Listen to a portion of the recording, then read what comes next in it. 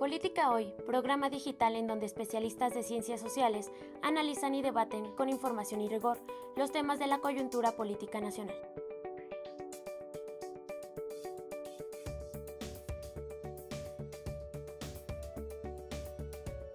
Política Hoy es un programa del Centro de Estudios Políticos de la Facultad de Ciencias Políticas y Sociales de la UNAM, conducido por Sol Cárdenas y Carolina Gilas.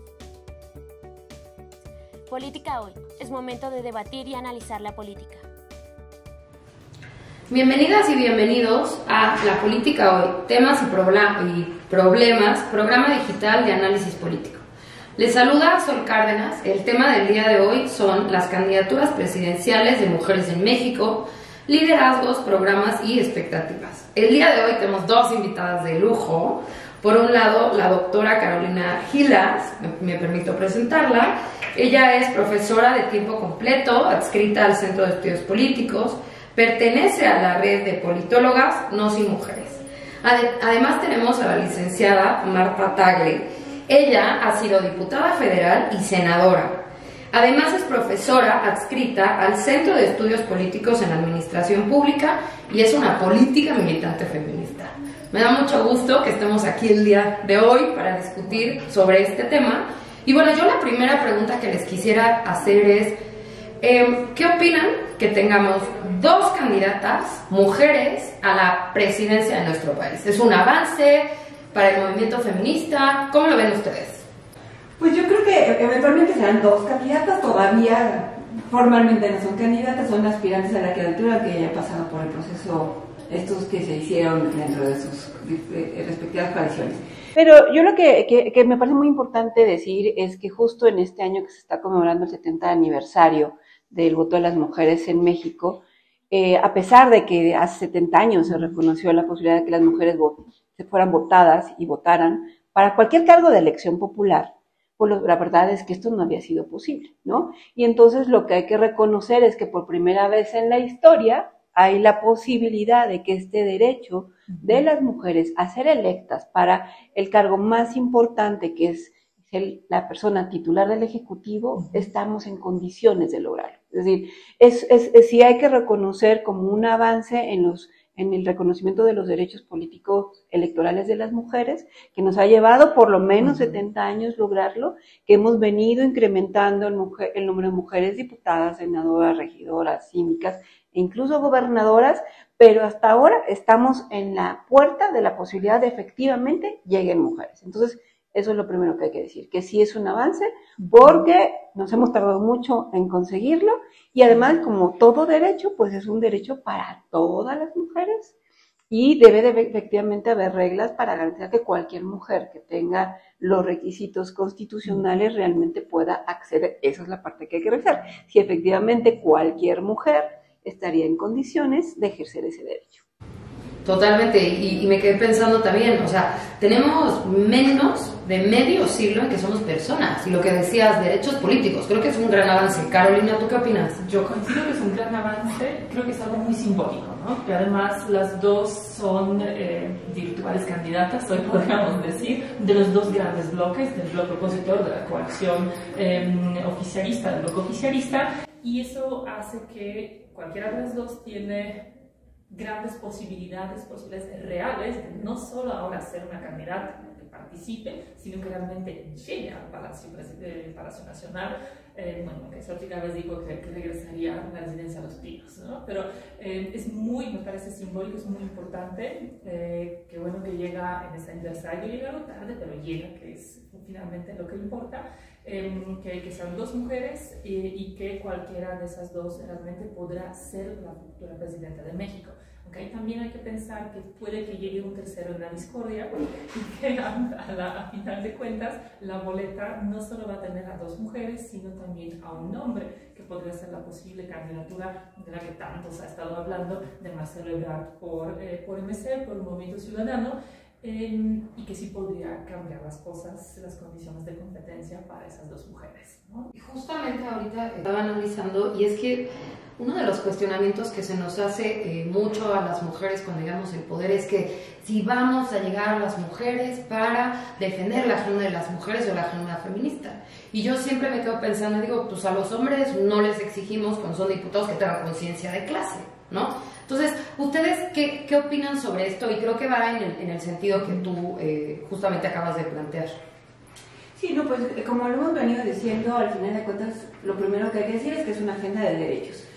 Y más allá de si tienen que llegar a hacer un trabajo como mujeres, para mujeres y con mujeres, es independiente de eso, ¿no? Porque efectivamente cualquier persona que llegue a ser presidente o presidenta de este país tiene la obligación de construir la igualdad, y la igualdad pasa por reconocer que las mujeres venimos en situación de desigualdad, pero nos parece que por ser esta la primera ocasión en la que habría la posibilidad de que efectivamente llegue una mujer a ser la titular del Ejecutivo, estaríamos esperando que efectivamente, pues primero reconozca el largo camino que ha implicado llegar, porque ninguna de ellas está en posibilidades de ser presidenta de este país por sí misma. O sea, si no negamos sus capacidades, sus cualidades, su experiencia y trayectoria, la tienen, pero el que hoy estén en esa posibilidad ha ido a un largo camino que han venido abriendo brecha a las mujeres. Y que además tú has sido partícipe y militante de los entramados institucionales jurídicos que tenemos actualmente,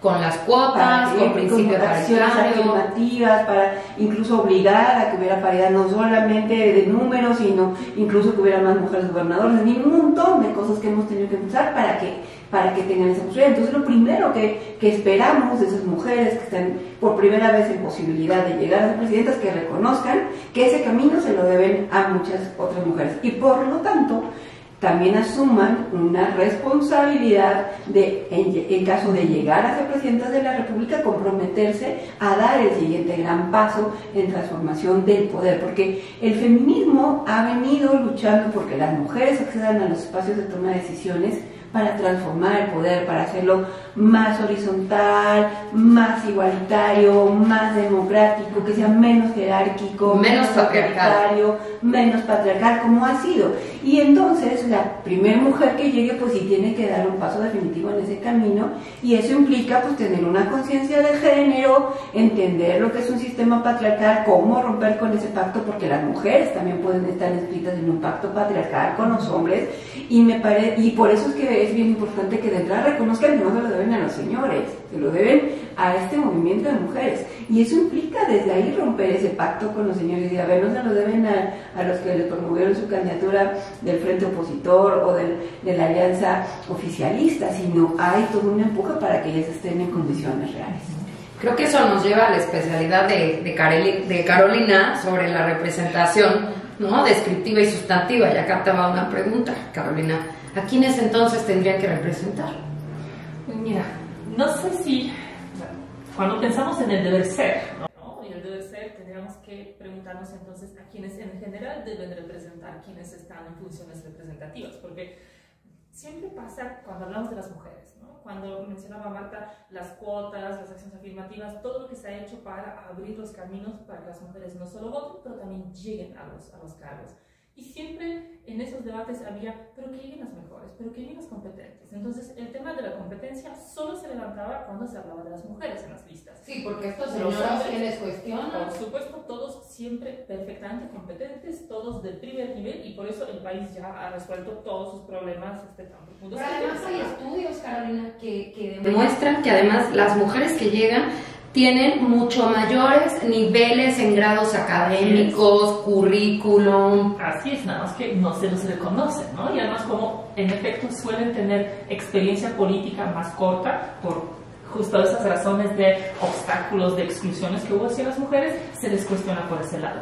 Pero siempre hay como ese extra que tienen que dar las mujeres. ¿no? O sea, para llegar que tienen que ser más competentes que los hombres, que tienen que demostrar más su valía que los hombres. Y hasta masculinizarnos, ¿no? Por supuesto que sí. Cuando llegan tienen que ser mejores representantes que los hombres. Otra vez estamos teniendo el debate de a quiénes representan las mujeres y a quiénes representan los hombres. Claro. ¿Quién se pregunta, no? Si los hombres que representan a todos los hombres, quizá unos de esos llegan a representar a algunas al menos mujeres. Entonces, a mí me preocupa que estamos como siempre poniendo un estándar más a las mujeres en la política frente a lo que esperamos de los hombres en la política. Y creo que es como uno de las barreras que tenemos que ir rompiendo, ¿no? esos estereotipos.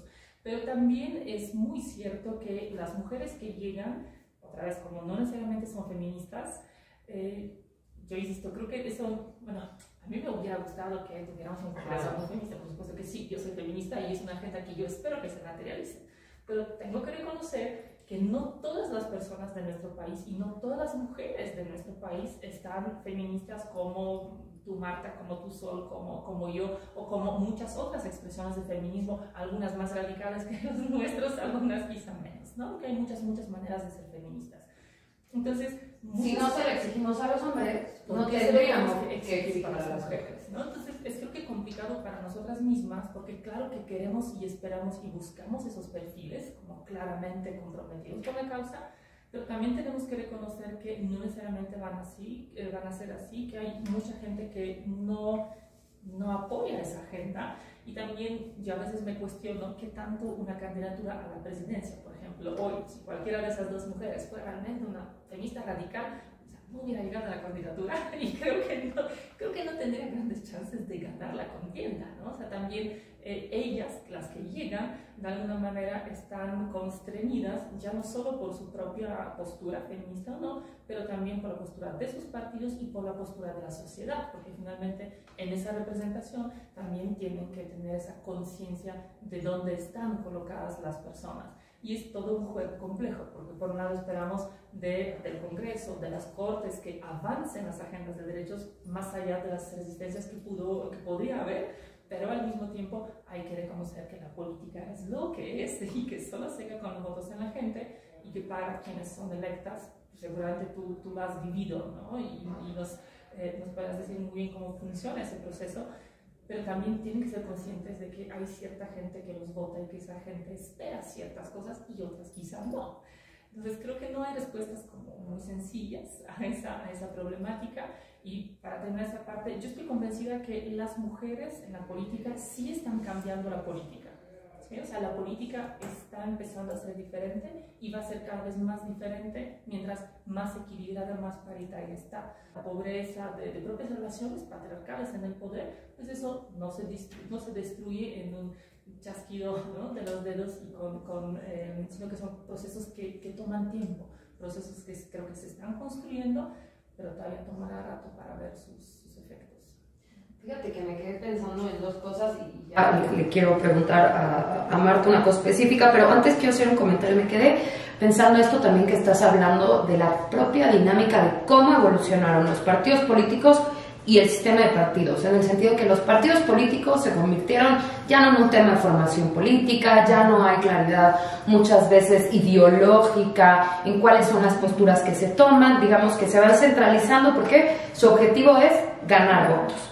Ahora, me quedé pensando justo en la dinámica de los partidos políticos y en el trabajo parlamentario, Marta, porque en realidad el avance que tenemos no se debe como tal a los partidos políticos, sino a esta unión, y pensé mucho en el libro que coordinamos, Marta, lo bonito que fue, más allá de sus partidos políticos, si nos pudieras compartir esa experiencia que me parece muy valiosa, las mujeres como a pesar de los diferentes partidos en los que, digamos, militan, cómo se unen para sacar estas reformas. No, y ese tema es muy importante de cara a justamente y para quienes nos escuchan que tienen pues una formación en materia de ciencia política, de administración, y que entienden perfectamente cuáles son las diferencias que hay entre los diferentes poderes, pero creo que me parece necesario además en ese momento sí hacer un hincapié en lo que implicaría una presidenta de la República, a lo que representa que mujeres estemos integrando de manera paritaria los congresos. primero porque sin duda la parte de la representación política se ve más claramente en un órgano colegiado, es decir, y particularmente los congresos tienen claramente por constitución la representación de la ciudadanía, ¿no? La representación popular recae en quienes están en los congresos. Y como son órganos colegiados, las decisiones se toman ahí por mayoría de votos o por consenso. Y entonces, si las mujeres al interior del Congreso no somos conscientes de que no vamos a lograr que avance ningún tema, si no es por mayoría de votos, y que eso implica unirnos, porque si cada quien seguimos con nuestro partido, sí, con nuestro grupo, ¿no? Vamos a presentar iniciativas muy bonitas, traemos causas muy poderosas, pero ni aunque nos apoyara nuestro grupo va a pasar, porque ningún partido por sí mismo al interior del Congreso tiene la facultad para eso, ¿no? Y además generalmente los grupos no están apoyando, ¿no? Fervientemente nuestros temas, sino es la necesidad de que para ser mayoría necesitamos estar unidas. O sea, la idea de la paridad, de poder tener el 50%, entre otras cosas, es porque todo se pasa por votos, ¿no? Y eso implica tener por lo menos la mitad de los votos a la hora de estar discutiendo y hacerlos valer. Y entonces ha sido necesaria una serie de alianzas estratégicas entre las mujeres al interior de los congresos, que implica decir, a ver, no somos amigas, no tenemos conciencias ideológicas. Pero nos oprime lo mismo, ¿no? O sea, hay un tema de sororidad para sacar adelante. No, incluso, porque muchas ni siquiera tienen como esa conciencia, pero sí tener claro un objetivo, decir, a ver, queremos avanzar, porque eso fue la paridad en todo. Dijimos, a ver, nosotros llegamos como el esfuerzo de la paridad, ¿no? Y aquí estamos, y es la primera vez que tenemos una cámara paritaria. ¿Qué es lo que sigue? Pues paridad no solamente para los cargos de elección popular.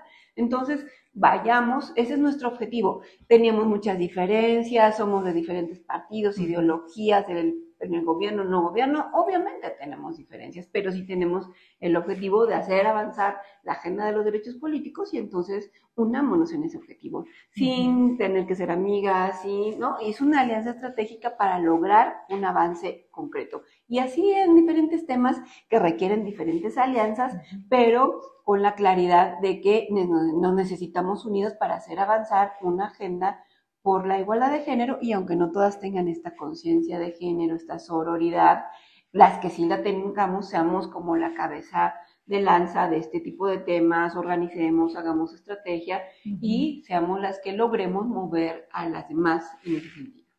Oigan, continuando a ver con el tema también de la representatividad, preguntarles, ¿no?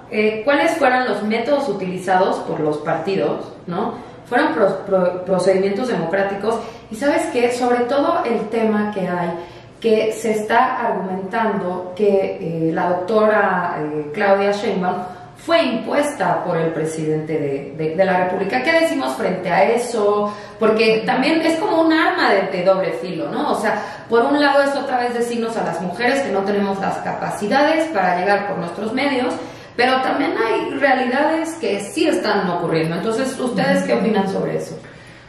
A mí me suele molestar, ¿no? Esas expresiones de que pareciera ser que si las mujeres llegan es solo porque un hombre decide que lleguen, ¿no? Y la cosa es mucho más compleja que eso. Aunque también, como dices, hay que reconocer que en la política no hay ningún lugar sin alianzas. O sea, política es una cosa colectiva, ¿no? Y que necesitan padrinos políticos, ya hay estudios sobre el poder. Padrinos y madrinas. El problema es que nuestros partidos políticos son tan androcéntricos, son tan masculinizados que hay muchísimos padrinos y hay muy pocas madrinas. Pero ya empezaron a haber madrinas. La pirámide que hay en los partidos políticos, como la hubo en todos lados, ¿no? Mientras más arriba desaparecen las mujeres. Son las que sostienen las bases de los partidos, son las que mueven el voto, son las que mueven la vida cotidiana del partido, pero mientras más arriba empiezan a desaparecer, ¿no? Entonces es natural que tú en este contexto, si quieres hacer una carrera política, y en particular si tu objetivo es acceder a esos cargos ya de muy alto nivel o de más alto nivel en el país,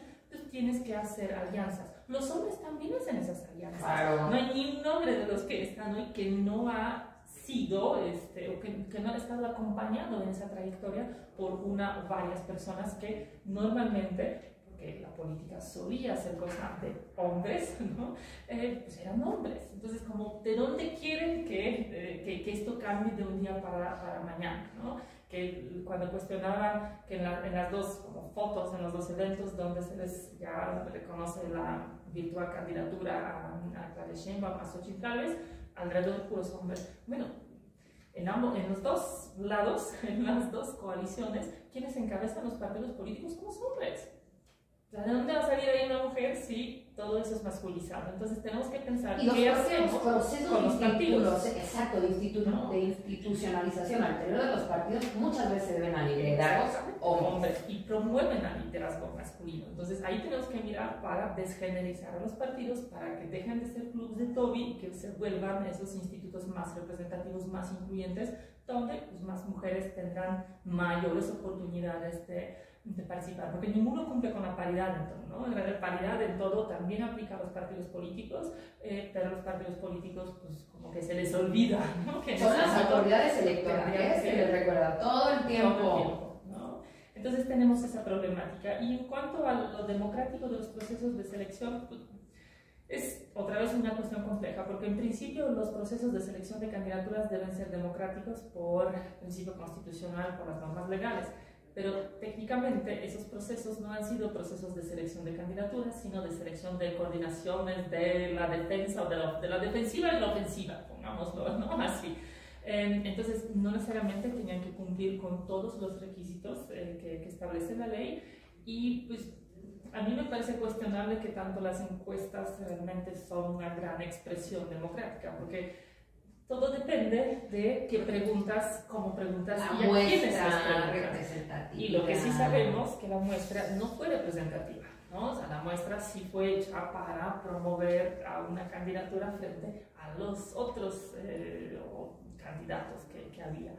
Entonces, creo que no ha sido un proceso que dices, no, hombre, qué democrático, aunque también hay una tendencia, creo que cada vez mayor, que encabezó Morena, pero también otros partidos políticos desde hace por lo menos 2 ciclos presidenciales, de buscar resolver sus diferencias antes de que empiecen formalmente los procesos y tener precandidaturas únicas, ¿no? En 2018 hubo precandidaturas únicas, en 2002 hubo precandidaturas únicas, como que pareciera ser que realmente el modelo que tenemos hoy en la ley, que te dice en este momento, y en este momento tú eliges, y de varios, y después ya una va a la campaña, en realidad no es solo esta vez que no ha funcionado, sino varios previos. En esta quizá más visible, ¿no? Esa separación entre la ley y la realidad política, pero en realidad así se está dando ya en varios ciclos, ¿no? Entonces, ni tan democrático, ni tan controlado por los hombres, y tampoco que sean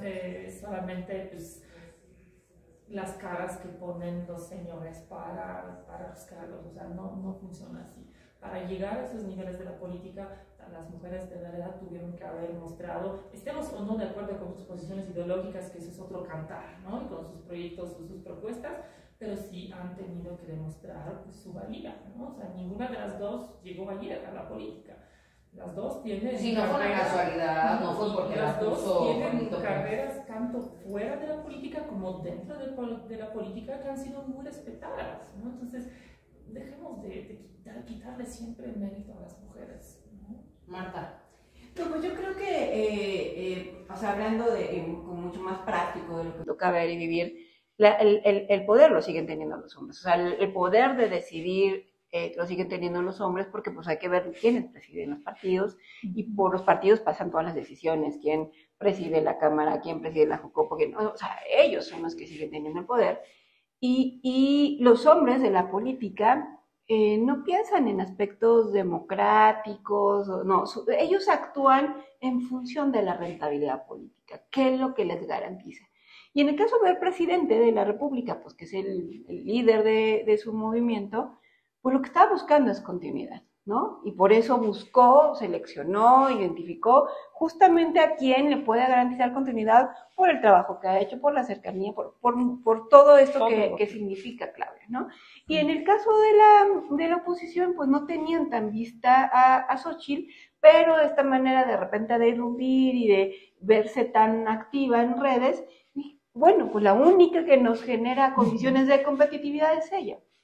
Y en ambos casos me parece además y que eso también es producto del trabajo de las mujeres, es que este tema de es tiempo de mujeres no es un eslogan, o sea, hemos logrado generar esta percepción de que es tiempo de las mujeres. Y entonces, estas dos grandes coaliciones están optando por mujeres porque en este momento de tiempo de mujeres hay ya ese ánimo, esa percepción de que las mujeres ya están en todos lados y que el único lugar que falta son las mujeres. Entonces yo creo que es un tema de rentabilidad política para ellos. Y efectivamente es un asunto de alianzas, quizás no les podemos exigir que en este momento rompan, tendrían que generar un empoderamiento cuando lleguen a la presidencia de la República, porque si no de otra manera, de hecho porque ahorita ni siquiera son candidatas, pues te quiten la candidatura antes de tenerla, ¿no? O sea, creo que sí van a tener que seguir con ciertos acuerdos y demás para poder llegar, pero tendrían toda la capacidad de empoderarse una vez en el cargo. Esa sería la expectativa, ¿no? Y en cuanto a la democracia, pues yo creo que sí, pues todo está simulado como democracia, pero efectivamente me parece que tuvieron, a diferencia de otros procesos electorales, darle tintes de democrático, porque también hay una exigencia más hacia el lado, porque uno de los principales cuestionamientos al presidente es el autoritarismo, y entonces él quiere decir, a ver, no soy autoritario, y disfraza todo de democrático, pero en realidad, pues si revisáramos con estándares de democracia, respeta a las mujeres, que él no es machista. Y por eso es que además su legado va a ser dejar a una mujer cuando pues es una persona totalmente machista y misógina y más bien está buscando la continuidad de su proyecto. Pero en ese sentido me parece que nada han tenido democrático, porque por una parte pues hubo una selección previa de ella desde hace mucho tiempo, y en una encuesta lo que estaban midiendo era nivel de conocimiento, y pues obviamente la conocían más a ella que cualquiera de los otros candidatos por la forma en la que ya se había podido mover por todo el país, ¿no? Y en el caso de Xochitl, pues le fueron bajando. Más grande, ¿no? Del país, que es la Ciudad de México, nada más. Y en el caso de Xochitl, pues le fueron bajando a los candidatos, tanto que ya no fueron a la elección ciudadana, ¿no? A los que dejaron mal ahí fueron a todos los que se inscribieron como simpatías para votar, que ya no llegaron a ese punto, pues porque se quedó como candidata única. Le fueron bajando del camino por los acuerdos que tomaron ellos en las cúpulas, ¿no? Entonces, pues tampoco puede considerarse un proceso democrático. Mira, como muy bien señalaste, Marta, más que hablar de candidatas, hablamos de aspirantes.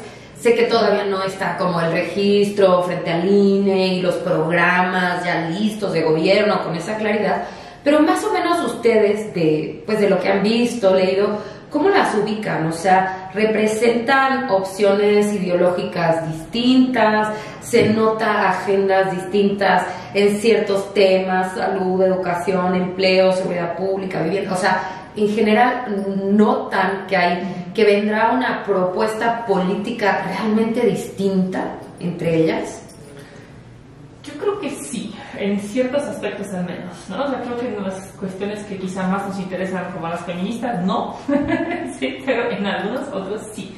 Y creo que donde van a estar las diferencias va a estar como en esos ejes fundamentales que hacen que la gente se coloque a favor o en contra de la 4T, ¿no? O sea, creo que en realidad ese es como el elemento más importante que va a atravesar esas campañas. Y además, si quedan solo dos mujeres, ¿no? en ese proceso, suponiendo que no habría registro por parte de Merced de una candidatura presidencial, el género en el debate como que se desdibuja, ¿no? Porque ninguna puede decir solo voto por mí implica una futura primera presidenta de México, ¿no? O sea, ya voto por cualquiera de las dos. Entonces, como ninguna es feminista, como sus posturas en ese sentido no están tan lejanas, creo que ahí, o intuiría yo que ahí no. Pero, por ejemplo... Pero Xochitl, por ejemplo, sí tuvo, yo me acuerdo en redes sociales, le respondió al presidente que era un machista. No sé si se acuerdas. Sí, pero eso es también creo que parte simplemente de cuestionamiento y de posicionamiento de que, bueno, a ver, hasta el momento en realidad lo que vemos. Carlos Sheinbaum es lo que hace presidente todo bien, Xochitl Gálvez lo que hace presidente todo mal. Claro. Creo que más o menos así. Sí, como que parece que no hay matices, ¿no? Pero en realidad sí hay. Ni como debe haber. Ni muchas propuestas. Es impresionante cómo Andrés Manuel López Obrador, desde su candidatura, durante todo el sexenio y parece la campaña, sigue controlando el debate. O sea, el debate sobre su agenda. agenda, lo que impone, ¿no? Entonces, de lo que ya se han estado colocando, a ver, Claudia Sheinbaum a favor de no solo mantener, sino todavía profundizar la militarización. Yo ya tengo miedo de pensar qué significa profundizar todavía la militarización, porque yo ya no lo... Y no hay cosa más patriarcal que eso, ¿eh? No hay cosa más patriarcal que eso. Entonces, que en términos de la agenda, lo que ha estado diciendo es lo que hay, pero más. O sea, más profundo, ¿no? Entonces hay más militarización, otra refinería, como repetición de los grandes proyectos, esa lógica que tiene Andrés Manuel. Xochitl en esos temas necesita colocarse en el otro extremo, o sea, necesita colocarse en contra, o sea, hay que, digamos, no tener muchas ilusiones porque una vez el ejército está donde está, va a ser muy difícil quitarle esas áreas que ha conquistado, ¿no? Durante este sexenio, pero ya es otro debate, pero se tendrá que colocar en contra de la militarización por la recuperación institucional, por mayor respeto a la división de poderes, Estado de Derecho, ¿no? Donde creo que también no terminarán, y aquí creo que van a ser como las más grandes diferencias, donde no espero diferencias mayores, es en términos de los programas sociales. Creo que lo comentamos alguna vez ya aquí en Política Hoy, que fue en ese sentido también muy hábil el presidente, porque lo que ha construido en términos de los apoyos sociales, eso es prácticamente imposible de desmantelar.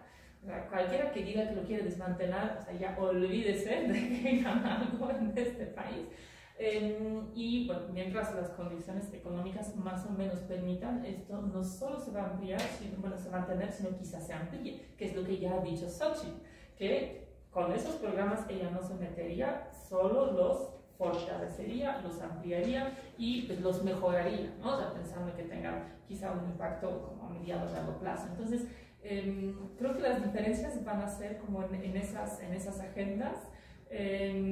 Vamos a ver también qué tan claras, porque en realidad Xochitl Gálvez para ganar necesita mantener a todos los descontentos de la 4T, a toda esa parte ciudadana que no está de acuerdo y que no está contenta con los cambios que se han estado desarrollando en estos años. Pero está amplísimo el espectro ideológico, porque es la crítica desde la izquierda desde la derecha. Pero todavía la tiene peor, porque sí les tiene que robar todavía algunos votos a los que sí votaron por Andrés Manuel en 2018. Pues es que lo de la izquierda se quedó... Ahí hay una tarea muy difícil, entonces tendrá que hacerse diferente, y creo que esos temas ecologistas, militarización, Estado de Derecho son donde le permite hacerse diferente, pero pluralidad. En todo lo demás, pluralidad, pero en todo lo demás tendrá que mantenerse en la misma postura, porque cualquier otra cosa pues, te implica... Está complicado. ¿Tú qué opinas, Marta? Yo desafortunadamente no espero nada diferente de uno y de otro, porque ahí sí hay que ver quiénes son los compañeros de viaje, ¿no? Entonces, sí. Pues los compañeros de viaje de Xochitl, pues son los que nos tienen también en la situación que tenemos. O sea, el PAN inició esta militarización que después continuó el PRI y que difícilmente, incluso ni siquiera para pronunciarse en contra de la militarización, por lo que eso implica, por el poder que tienen, por la presencia que tienen, por la percepción ciudadana adecuada que tienen. Entonces no se va a meter en ese tema y en todo caso va a decir que respeta a las Fuerzas Armadas, ¿no? Y te digo, y además, pues los compañeros de viaje que trae son esos. En la parte económica, pues los que más les ha ido bien con el presidente son los empresarios. O sea, en realidad no ha habido un cambio de fondo y entonces, pues ellos están... Y el modelo económico es más neoliberal que nunca. O sea, pues veamos incluso los temas que nos afectan a nosotros como las guarderías. O sea, en lugar de tener una política de izquierda, de donde las mujeres y hombres podamos tener a nuestros hijos y hijos atendidos, ¿no? Se privatiza a la hora de darte dinero y ve y contrata lo que puedas o pide a los abuelitas que cuiden a los niños, ¿no? O sea, es lo más políticas neoliberales. El tema de que te tengas que ir, aunque sea a las farmacias similares y más, a buscar salud privada, aunque sea con pagos chiquitos, es salud privada, porque no te la estás dando. O sea, entonces, en realidad, este gobierno en política económica no digamos que es como de izquierda, o sea, para nada. No. quizás la Mendoza parte tampoco, porque ni en la militarización, ni en derechos de las mujeres, ni en lo ecológico, o sea, no y son de en lo izquierda. ecológico, aunque ahí quizá sí puede haber una posición diferente Sí. de Xochitl, pues también qué tanto las empresas a estas alturas, después de lo que ha pasado en México, quieran venir nuevamente a revertir las cosas, cuando había sido tan difícil empezar a abrir el camino para energías renovables, ¿no? Y medio estaban invirtiendo y ahorita les cortamos el camino, va a ser muy difícil, ¿no? Entonces, creo que por ese lado, no va, o sea, yo desafortunadamente no espero muchos cambios, ¿no? Y quizás a la hora de ofrecer en campaña y demás buscarán diferenciarse y efectivamente tendrán que poner frente a la ciudadanía porque es que representa uno y que representa al otro, ¿no? Pero me parece que el gran problema que tenemos es que cuando el instrumento formal, que es la plataforma y el programa de gobierno con el que se inscriben, simplemente ni se conocen. Y tampoco es un instrumento de la ciudadanía para exigir que se cumpla. O sea, el presidente se comprometió en su programa de gobierno a acabar con la militarización. Decía claramente regresar a los militares a sus cuarteles. Hizo exactamente lo contrario. Eso lo inscribieron en el Instituto Nacional Electoral. Debería de haber un mecanismo de exigibilidad, decir, a ver, tú te comprometiste esto y se supone que por eso voté por ti, ¿no? Entonces, tienes que, ¿no? Y la verdad de las cosas es que no es así, porque en campaña pueden decir muchas cosas, en sus plataformas también, y a la hora de la hora harán lo que les convenga en el camino. Entonces, yo desafortunadamente ahí sí no espero en materia programática mucha diferencia. Oigan, y ya para empezar a cerrar el programa del día de hoy, quisiera preguntarles, ¿no? ¿Ustedes creen que realmente vengan cambios para el país respecto a las relaciones del Poder Ejecutivo con otros poderes, en la interacción con los organismos públicos autónomos, una nueva forma, digamos, de hacer política, porque llegamos las mujeres, la interacción con sus propios partidos? Ya para cerrar, ¿quién quisiera comenzar a cerrar? ¿Tú, Caro? Marta, pues adelante. Tampoco tengo grandes ilusiones, ¿no? Por cuestiones ideológicas, por las posturas, por las trayectorias, no se puede uno hacer mayores ilusiones. Y también, cuando las mujeres llegan al poder, cuando llegan a los cargos, y eso Marta lo ha vivido muy de cerca, las condiciones siguen siendo las mismas. O sea, las mujeres llegan a las instituciones que han sido creadas por los hombres, para los hombres y para realizar los intereses de los hombres y de formas que más les convengan, ¿no? Lo que luego nos decían las legisladoras, tú también cuando las entrevistamos para el proyecto de legislación simbólica, ¿no? Los horarios, que tal vez fin de semana, que las noches, que nos tratan de cierta manera, las citas en secos para que no dañen a las mujeres. Todo eso sigue ahí, ¿no? O sea, el hecho de que lleguen no solo una, muchas, la mitad, no elimina todas esas estructuras. Y en el Poder Ejecutivo también las hay, lo hemos visto con las gobernadoras, ¿no? O sea, las gobernadoras que tenemos hoy en el país no tienen gabinetes paritarios, ya dejando de lado que están violando la paridad en todo lo que es constitucional. También quiere decir que las mujeres cuando llegan no quiero pensar que a todas ellas no les importa y no les preocupa, ¿no? Sino más bien estoy pensando que en muchas ocasiones quizá prefieren rodearse de los hombres porque sienten que eso les va a permitir transitar de una mejor manera dentro de esas estructuras que siguen siendo patriarcales, ¿no? Entonces, también en ese sentido yo no espero grandes cambios, de que el poder se vuelva muy pronto mucho más horizontal o mucho más compartido, aunque dependiendo de quién llegue a la presidencia, sí tendría que decir que tendría yo algunas expectativas en función de respeto que demuestre a las otras instituciones del Estado, a la pluralidad en el Congreso. O sea, que ya acabemos que esa idea que está, uno, que absolutamente incorrecta, y dos, que le hace terrible daño a México, de que el Congreso solo sirve para aprobarle las propuestas que manda el presidente.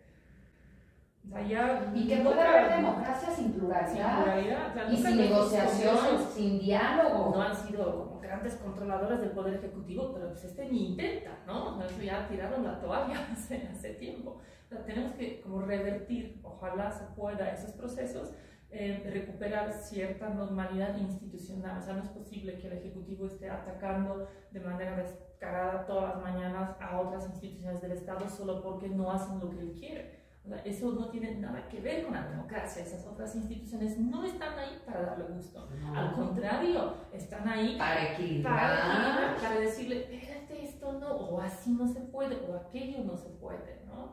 O a obligarlo a que genere mayores consensos, que lo piense mejor, que busque aprobación para sus proyectos entre diferentes fuerzas políticas. Entonces, no hago grandes expectativas en el sentido de que el poder va a ser mucho más feminista a partir de 2024 o que logremos de manera mucho más efectiva combatir los grandes males que enfrentamos con la sociedad, pero al menos en cierto resultado electoral sí esperaría mayor respeto a la institucionalidad democrática, aunque sea de dientes para afuera, pero que eso ya, ese simbolismo en democracia también tiene cierto valor. Marta, yo te diría cuál es mi ideal de un gobierno de mujeres que sea más horizontal y democrático. Es mi ideal, o sea, feminista quizás, ¿no? Un ideal feminista como utópico. La idea de un gobierno así, horizontal y democrático, pues entrada es que respeta la división de poderes, ¿no? Para eso tiene que ser horizontal. Respeta la pluralidad y eso implica una comunicación entendiendo que se necesitan generar consensos.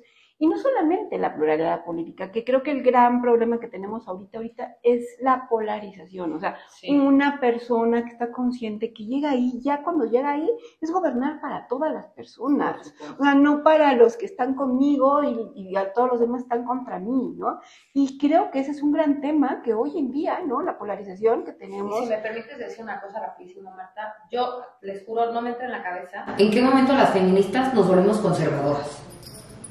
No, de verdad no lo entiendo. No, y estamos divididas, fracturadas de un lado y del otro, unas con el presidente, otras en contra, y eso no debería de ser, cuando justo la idea es que la persona que llegue pues, tiene que gobernar para todas las personas, y no solamente para todas las personas, sino entender que las personas tienen diferentes necesidades, no solamente los ricos y los pobres, sino dentro de los pobres hay muchas mujeres que están en condiciones totalmente de desventaja, y si son mujeres indígenas, agrégale más desventajas, y si son mujeres en diversidad sexual, agrégale otras.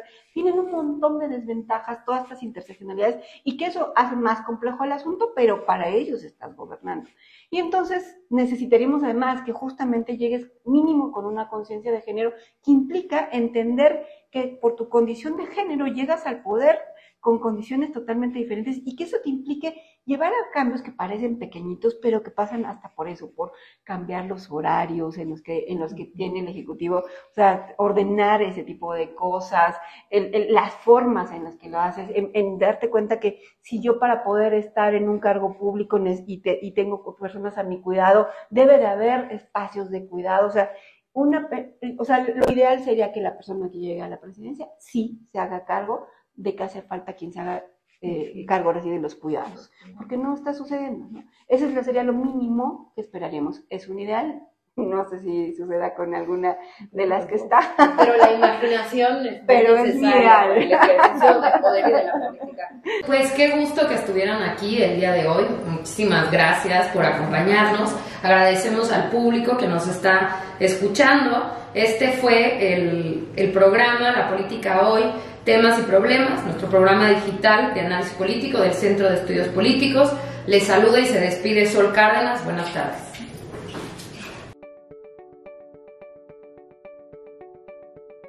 Política Hoy, programa digital en donde especialistas de ciencias sociales analizan y debaten con información y rigor los temas de la coyuntura política nacional.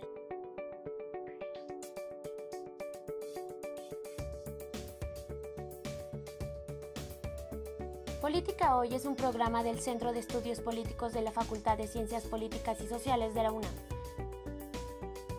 Política Hoy, es momento de debatir y analizar la política.